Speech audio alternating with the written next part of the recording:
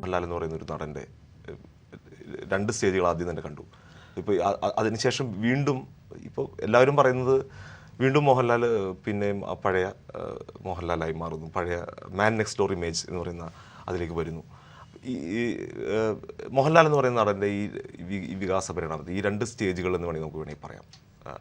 അതിനെ എങ്ങനെയാണ്? ഒരുപക്ഷെ താങ്കൾക്ക് മറ്റൊരു അഭിപ്രായം ഉണ്ടായിരിക്കും. പക്ഷേ അല്ല, ഞാനൊരിക്കലും ഇപ്പോൾ ഈ പറഞ്ഞ രീതിയിൽ ചിന്തിക്കുന്ന ഒരാളല്ല. കാരണം മോഹൻലാൽ ഈ അതിമാനുഷിക ഭാവം എന്ന് നമ്മൾ പറയുന്ന കഥാപാത്രങ്ങളെ വളരെ തന്മയത്വമായിട്ട് പ്രസൻറ്റ് ചെയ്തിട്ടുണ്ടാണ്.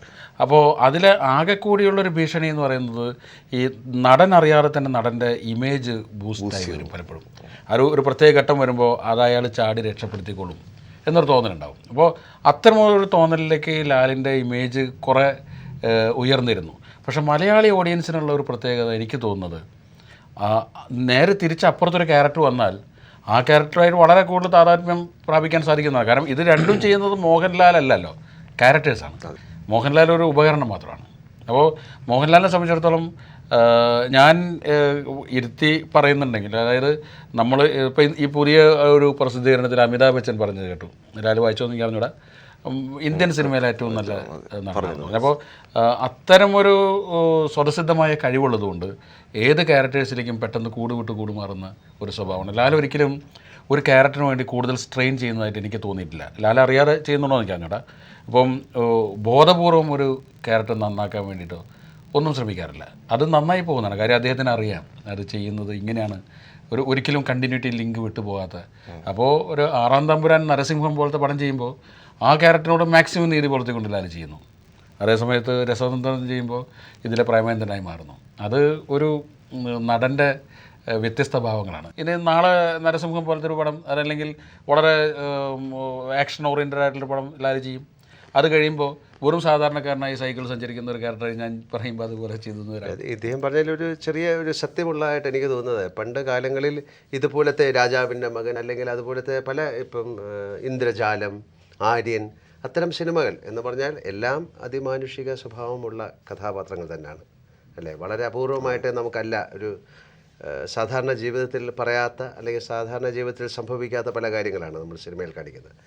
പക്ഷേ അക്കാലങ്ങളിൽ അത്തരം സിനിമകൾ ഇറങ്ങുന്നതിനോടൊപ്പം സത്യൻ അന്തിക്കാട് എന്ന് പറയുന്ന ഒരു സാധാരണക്കാരുടെ സിനിമ പോലെയുള്ള സിനിമകളിലും ഞാൻ അഭിനയിച്ചിട്ടുണ്ട്. ഒരുപക്ഷെ സത്യൻ അന്തിക്കാട് അല്ലെങ്കിൽ പ്രിയദർശൻ, പത്മരാജൻ, ഭരതൻ എന്നൊക്കെ പറയുന്ന അദ്ദേഹത്തിൻ്റെ. അപ്പോൾ അത്തരം ആൾക്കാർ പലരും സിനിമയിൽ നിന്ന് പതുക്കെ മാറി. അതായത് പപ്പേട്ടൻ മാറി, ഭരതേട്ടൻ ഇല്ല, പ്രിയദർശൻ എന്ന് പറയുന്ന ആൾ ഹിന്ദിയിൽ വളരെയധികം ഇതായി. സത്യൻ അന്തിക്കാടിൻ്റെ സിനിമകൾ ഒരുപക്ഷെ അന്ന് ചെയ്യാൻ സാധിക്കാതെ വന്നു. അപ്പം അത്തരം സിനിമകളിലേക്ക് മറ്റ് സിനിമകൾ വന്ന് കയറുകയും നമുക്ക് വളരെ ഒരു ഡൗൺ ടു എർത്ത് ആയിട്ടുള്ള കഥാപാത്രങ്ങൾ ചെയ്യാൻ കഴിയാതെയും വന്നു. അതൊരു നല്ല നിരീക്ഷണമാണ്. കാരണം അപ്പോൾ മറ്റത് മാത്രം ബാക്കിയായി. അതെ. പിന്നെ പിൽക്കാലത്ത് ഇപ്പോൾ ബ്ലസ്സി അല്ലെങ്കിൽ പിന്നെ ഉദയനാണ് താരം, വടക്കും നാഥൻ, അങ്ങനെയുള്ള പുതിയ പുതിയ സിനിമകളും പുതിയ ആശയങ്ങളും വരികയും അത്തരം സിനിമകൾ മോശമാണെന്നല്ല ഞാൻ പറയുന്നത്. ഒരു സിനിമ എന്ന് പറയുന്ന ഒരു മാസിന് വേണ്ടിയിട്ടുള്ളതാണ്. ഒരു തിയേറ്ററിൽ 1000 പേരിരിക്കുന്നതിൽ 800 പേർക്ക് ആ സിനിമ ഇഷ്ടമായാൽ അതാണ് ഏറ്റവും വലുത്. മറ്റേ കൂട്ടുകെട്ടിന് വളരെയധികം പ്രാധാന്യമുണ്ടെന്നാണ് നമ്മൾ പറഞ്ഞു വരുന്നത്. തീർച്ചയായിട്ടും സാധാരണക്കാരിലേക്ക് നമുക്ക് കൊണ്ടെത്തിച്ച സിനിമകൾ ഇതൊക്കെ തന്നെയാണ്. സത്യൻ അന്തിക്കാട് എന്ന് പറയുന്ന ആളുടെ സിനിമ വലിയൊരു ഘടകം തന്നെയാണ്.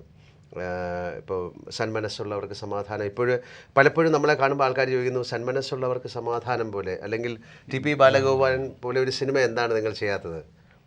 അപ്പോൾ അതിനുള്ള ഉത്തരവാദിത്വം ഈ സിനിമ വന്നപ്പോൾ ഏറ്റവും വലിയ സമാധാനം, നിങ്ങളുടെ പഴയ ടീം വന്നപ്പോൾ, പഴയ സിനിമ വന്നപ്പോൾ പഴയ ലാലേട്ടനെ കിട്ടി. ആളുകൾക്ക് പെട്ടെന്ന് പറയാവുന്നൊരു വാചകം അതാണ്, പഴയ ലാലേട്ടനെ കിട്ടി. ഇപ്പോൾ ഞാൻ ഇളയരാജയുടെ മ്യൂസിക് കൂടെ ചെയ്യുന്ന സമയത്ത് ഇളയരാജ പറയാറുണ്ട്, ഈ ചിലപ്പോൾ നല്ല മെലഡിയുള്ള പാട്ടുകൾ സൂപ്പർ ഹിറ്റാകുമ്പോൾ ആളുകൾ പറയത്തരെ അതിന് പഴയ ഇളയരാജ. അപ്പോൾ ഇളയരാജ പറഞ്ഞു, എനിക്ക് പഴയതും പുതിയതൊന്നുമില്ല, ഞാൻ ചെയ്യുന്നത് തന്നെയാണ്.